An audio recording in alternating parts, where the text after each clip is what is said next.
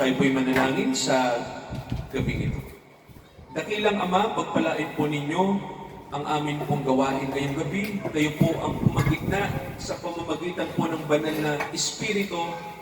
Ang inyong banal na presensya, ang inyong Shekinah Glory, Father, ay sumaamin po ngayong gabi. Salamat po sa bilang ng mga kapatid na nandito po, na patuloy pong nagtatalaga ng kanilang mga buhay upang ang inyong salita po ay tanggapin nila bilang biyaya po na aming magagamit sa buong linggo at upang kayo po ay maluwalhati, maparangalan sa buhay po ng inyong mga tinawag dito po sa Dela Costa. Dakilang Ama, samahan niyo kami ngayong gabi, pangunahan niyo kami ng inyong banal na Espiritu at patawarin niyo kami patuloy sa lahat ng aming pagkukulang sa inyo. Kayo nawa, Ama, ang magpuno ng pagkukulang namin sa pamamagitan ng inyong mga kahabagan. Sumaamin kayo ngayong gabi sa pangalan ni Jesus. Amen. So, ipagpapatuloy natin mga kapatid, nung tayo ay nasa Romans 8 na. So, salamat sa Diyos dahil patuloy po nating tinatanggap ang kanyang mga doktrina, ang kanyang mga aral, no? Galing po sa kanyang salita. So, sa Roma 8, so basahin ko po sa inyo mga kapatid at kung ating masusundan, basahin natin yung sinasabi po sa verse 12. Dito tayo, ang alam ko po, no, mga bandang dito tayo nahinto noon. Romans 8 verse 12. So basahin natin yung sinasabi po ng kasulatan. Mga kapatid, may utang tayo hindi sa laman upang tayo ay mabuhay ayon sa laman. Sapagkat kung mabubuhay kayo ng ayon sa laman, mamamatay kayo.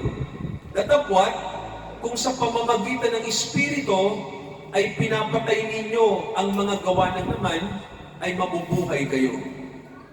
Sapagkat ang lahat ng mga pinapatnubayan ng Espiritu ng Diyos ay sila ang mga anak ng Diyos. Sapagkat hindi ninyo tinanggap ang Espiritu ng pagkaalipin sa ikatatakot.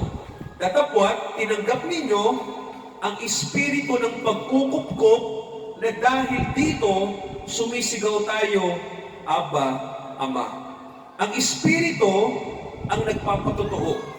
Kasama ng ating Espiritu na tayo po ay mga anak ng Diyos. At kung mga anak, mga tigapagmana nga, mga tigapagmana sa Diyos, mga kasamang tigapagmana ni Kristo.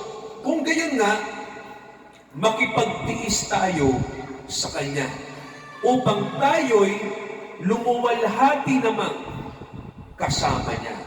So ito po, no, ang mga salita po ng ating Apostol Pablo at ito ang salita ng Diyos sa atin ngayong gabi. Muli mga kapatid, no, itaas natin ang Kanyang salita sa ating mga buhay. So mahalaga po, no, yung sinasabi po ng Biblia dyan, na ang sabi po sa atin mga kapatid ay, may sinasabi po dito, no, na mayroon tayong utang. No, sabihin nyo nga po utang. Ayan. So ang ibig sabihin po mga kapatid ng salitang utang dito, mayroon tayong sino na ho ba may utang sa atin? Meron ho ba? Ako, maraming utang mga kapatid, no? Wala yatang tao walang utang tama ho ba? Lahat yata halos ng tao may utang, no? At hindi talaga maiiwasan, no? At alam niyo ho ba na mayroon tayong utang sa Diyos? Tama ho ba? No, may utang tayo sa Diyos. So, pastor, ano yung utang natin sa Diyos? Sabi ng Biblia, mga kapatid, malinaw, may utang tayo sa Diyos. Sabi rito, yung utang natin sa Diyos ay ibalik natin sa Kanya yung tinanggap nating biyaya, no? May natanggap ba tayo sa Diyos na kaligtasan? Meron, no? Sino po rito ang, alam niya na siya ay ligtas? Meron ho ba? Mga kapatid, no? Alam niya na siya ay pupunta sa langit pag siya ay kinuha ng Panginoon. So mga kapatid, kapag alam natin na tayo ay nakatanggap sa Panginoon, no, ng biyaya ng kaligtasan, ibig sabihin po noon, may utang na tayo sa Diyos. Pastor, ano yung utang natin? Akala ko ba, pag biyaya ng Diyos, wala namang katumbas yan na gawa ng tao. Actually, mga kapatid, walang katumbas na gawa ng tao. Pero, dahil ang Diyos ay nasa iyo, higit pa dapat ang ating gawin kapag natanggap natin yung biyaya ng Diyos. Pastor, ano po yun? Ano po ba yung dapat nating gawin? Ang sabi po, pamumuhay ayon sa kalooban niya. Sabihin nga natin mga kapatid, pamumuhay sa Espiritu. Ibig sabihin po nun, totoo na libreng ibinigay ng Diyos yung kaligtasan. Amen po ba? Wala tayong ipinambaya dun libreng ibinigay. Yun nga lang, pag binigay ng Diyos yan sa buhay natin, di ba tita, parang ano yan parang ganito po. Di ba tita, pag ikaw binigyan ka ng bahay, magandang bahay, titirahan nyo o hindi? Kung malaki yung bahay, di ba titirahan? Ibig sabihin po, ganito yan. Pag binigyan ka ng Diyos ng biyaya, ibig sabihin nun, hindi pwede na sabihin natin na malaya naman ako, pwede kong tirahan yan o hindi. Ang totoo po nun, kaya ka binigyan ng Diyos ng bahay, wala kang bahay. Kailangan mo ng tirahan. Tama ko ba? So kapag binigyan ka ng Diyos ng bahay, titira ka. So sa kaligtasan, pag tinanggap mo sa Diyos yan, mga kapatid, ibig sabihin noon, ipapamuhay mo. Amen po ba? Mag-uumpisa ka ng mamuhay sa gusto ng Diyos. Yun po yun. Yun po yung ibig sabihin, may utang tayo. Ibig sabihin dito, pag nakatanggap ka sa Diyos ng biyaya, yung biyayang yan, gamitin mo. Amen po ba? Hindi pwede titang hindi gamitin. No? Parang ano yung tita? Walang pinagkaiba sa pera. Di ba? Pag wala kang pera, binigyan ka ng Diyos, alam nga naman tito, hindi mo gamitin. Sige nga po, di ba? Meron bang may pera dito na hindi ginagamit yan? Di ba? Ganon din po sa kaligtasan. Pag ibinigay ng Diyos ang kaligtasan sa atin, gamitin mo. Amen po ba? Kailangan mong gamitin yan. Kasi po, hindi pwedeng hindi mo gamitin. Mga kapatid, no, alalahanin natin, may utang tayo sa Diyos. Amen po ba? So, ang sabi ng Bible nakalagay, may utang tayo sa Diyos upang hindi na tayo mamuhay, sabi po, no, sa ating mga sarili. Sabi ng Biblia po nakalagay, mga kapatid, kung mabubuhay tayo ng ayon sa sarili natin, di ba may nakalagay po, mamamatay tayo. Ganon din yung tita. Binigyan ka ng Diyos ng pera. Hindi mo ginamit. Dinamatay ka sa gutom, dapat pumunta ka sa resto, pumunta ka sa palengke, pinambili mo. Tama ko ba? Ganon din po ang biyaya. Gamitin ang biyaya. Sabihin nga po natin, gamitin ang biyaya. So, ibig sabihin mga kapatid, hindi pwede tita na hindi gamitin yan. Di ba? Pero maraming Kristiyano, biniyayaan ng kaligtasan. Tama ko ba? Binigyan ng buhay. Tita, hindi ginagamit. Di ba? Hindi ginagamit. Kumbaga po, kung titingnan nyo, halimbawa, mayroon namang panahon para magamit yan. Hindi ginagamit. So mga kapatid, mamamatay. Di ba? So, parang ganito tito, nauuhaw ka. Binigyan ka ng tubig, hindi mo ininom. Ibig sabihin, hindi mo ginamit yung biyaya. Nandiyan ang biyaya, libreng binigay, hindi mo ginamit. Mamamatay ka. O, ganun yan, di ba? Parang sa aeroplano, mga kapatid. Di ba? Halimbawa po, medyo yung aeroplano natin nagkaroon ng problema. Di ba? Alam niyo ho ba yung nasa aeroplano, isa sa mga bagay na nasa aeroplano, yung pag nahihirapan kang huminga sa ere, alam niyo ho, yun yung nilalagay sa ilong, di ba? At sa bibig. Di ba? Para makahinga ka sa pressure sa taas, kailangan mong gamitin. Kung hindi, mamamatay. Kaya sabi rito mga kapatid nakalagay, kung mabubuhay tayo sa ating sarili, mamamatay tayo. Pero, sabi ng Panginoon dito, kung sa pamamagitan ng Espiritu ay ating pinapatay ang mga gawa ng laman na nasa atin, ang sabi po, mabubuhay tayo. So may sinasabi mga kapatid sa Bible, no? Ito po, yung tinutukoy sa Bible na para mabuhay, kailangan tayong may gawin. Di ba? Sabi rito nakalagay, kung pinapatay nyo ang mga gawa ng laman, ano po ba yung mga gawa ng laman na dapat nating patayin? So, sabi nga sa atin, ang isang Kristiyano, hindi ibig sabihin na ikaw ay tumanggap na sa Panginoon ay ang buhay mo ay magiging okay na, di ba? Parang ganito yan Ano yan tita? Walang pinagkaiba yan sa pag tinanggap mo na ang Panginoon, ang gagawin ng Panginoon sa atin, unti-unti nang papatayin yung lahat ng kasalanan na sa atin. Ang unang ginagawa ng Panginoon sa atin, pag tinanggap natin siya, pinatawad tayo sa lahat ng kasalanan. Tama ho ba? Pero yung kasalanan na yan, hindi lang basta-basta pinapatawad. Kailangan niyang patayin. Nakita niyo po? Parang ano yan tito, apoy, di ba? Pag sinabing may apoy, kailangan patayin mo ng, ano pong pamatay sa apoy? Tubig, no? So, ano po, kailangan, lagi kang, may handa, no? Sa panahon ng sunog, may pampatay ka.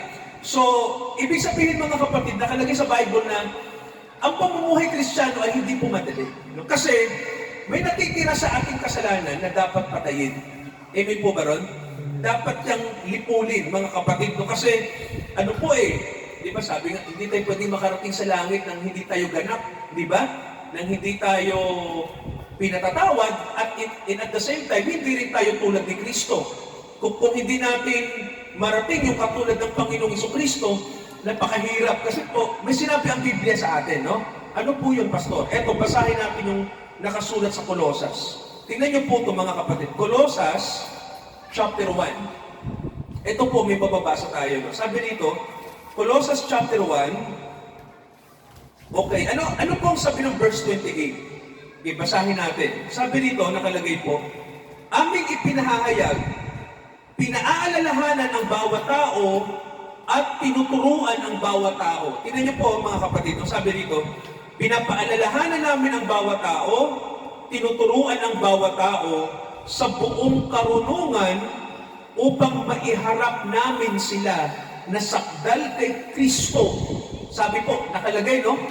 Ano po sa English? Ito, nakita niyo po? Yung verse 28. Di ba? Anong sabi nito mga kapatid? Tingnan niyo po. We preach, di ba nangangaral tayo? Warning every man. Binibigyan natin ng babala ang mga tao. Tinuturuan natin ang bawat tao, sabi nito ng buong karunungan. Bakit ba tayo nangangaral sa mga tao, mga kapatid? Bakit ba tayo nakikinig ng salita ng Diyos? Anong sabi ni Pablo? Upang maiharap natin ang tao na sakdal. Nakita niyo po? That we may present every man perfect in Christ Jesus. Ibig sabihin po, pupunta ka sa langit pero hindi ka pa nalilinis. Di ba?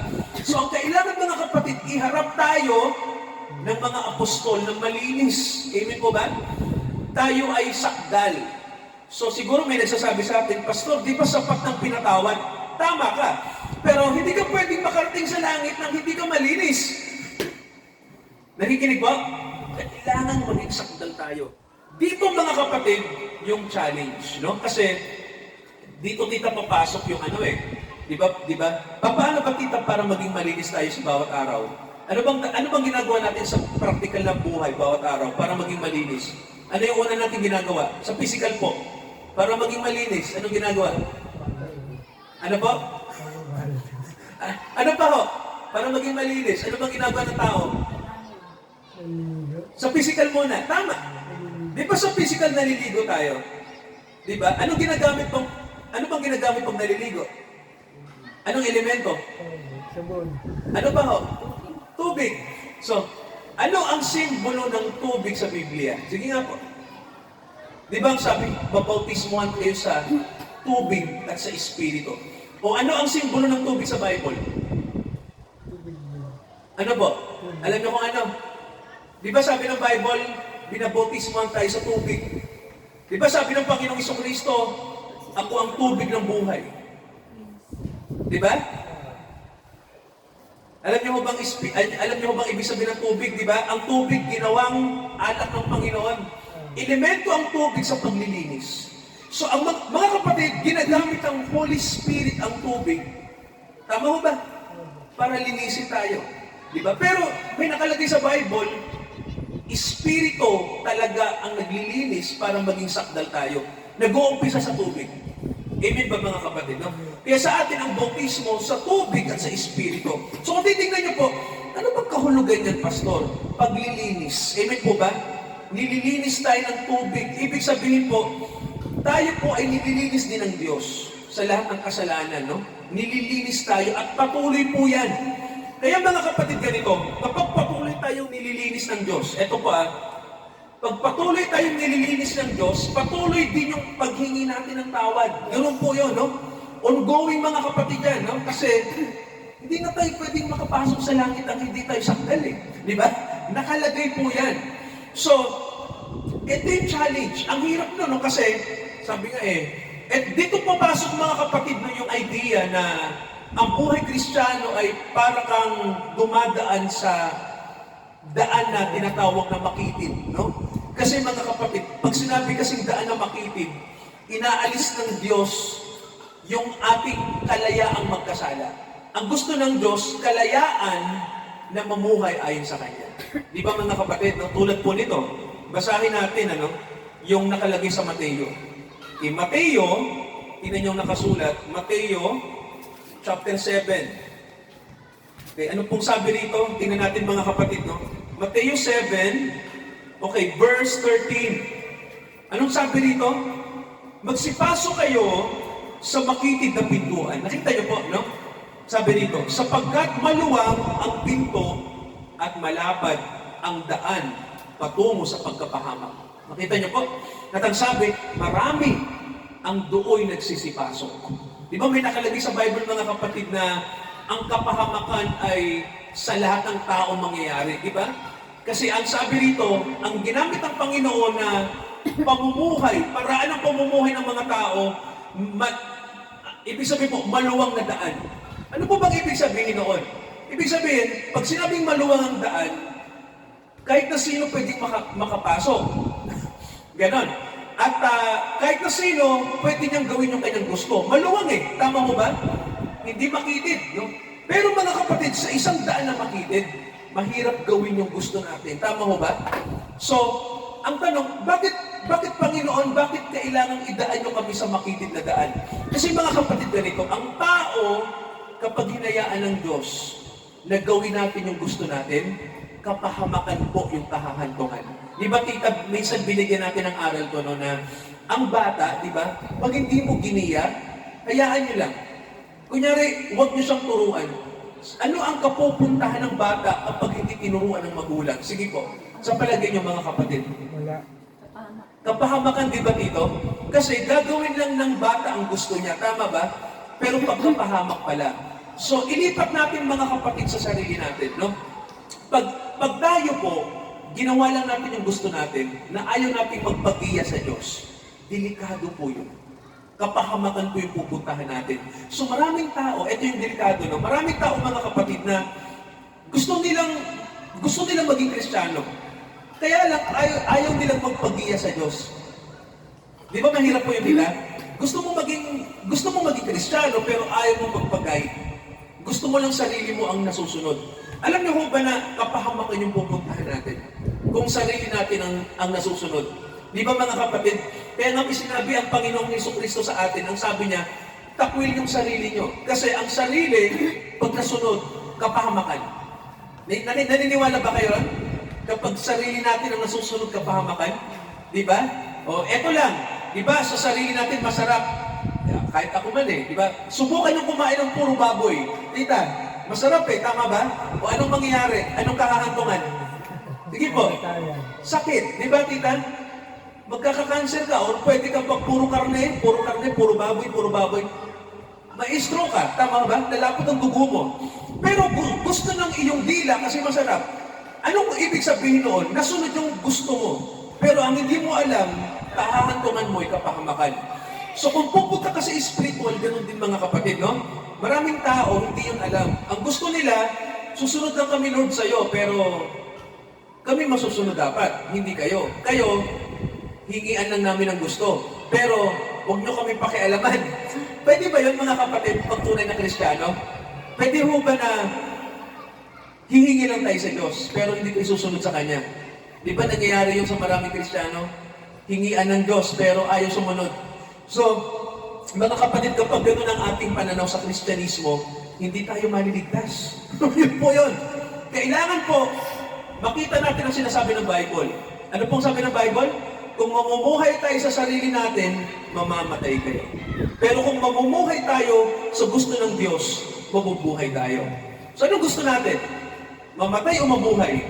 Natural. Ako, gusto ko pong mabuhay. Kaya tingnan niyo mga kapatid, eto, basahin natin yung John 14:17. Anong nakasulat dito? So John 14:17. Anong sabi rito? Okay, halimbawa po ito, mga kapatid, no? Kaya dito tayo. Okay, John 14:17. Okay, gusto ko mga kapatid, makita nyo po yung sa loob ng talatang yan, may dalawang bagay tayong dapat makita, no? Sa Mateo, sa Juan 14:17. So basahin natin. Tita, nakita niyo po? Juan 14:17. Sige mga kapatid, pakinggan niyo po. Pakinggan niyo itong babasahin sa atin. Siya ang espiritu ng katotohanan na hindi matatanggap ng sanlibutan sapagkat siya ay hindi nakikilala ng sanlibutan. Tama po. Ngunit nakikilala ninyo siya sapagkat siya ay nasa inyo at siya ay mananatili sa inyo. So may sinasabi rito mga kapatid, no? Ang sabi po, ang Holy Spirit, siya'y tumatahan sa inyo at siya'y sa inyo. Nakita niyo po, di ba? So, mga kapatid, alam niyo ho ba na may dalawang bagay dyan na magkaiba? Napansin niyo po? Diyan sa salita, tita, ano po tita uli yung sinasabi sa huling salita? Ngunit nakikilala ninyo siya sapagkat siya ay nasa inyo at siya ay mananatili sa inyo. Di ba may sinasabi mga kapatid na siya'y nasa inyo, di ba? At mananatili sa inyo. Sabi naman dito sa Tagalog, siya'y nakatira sa inyo at mananahan sa inyo. So, mga kapatid, mayroon tayong tanong dito, no?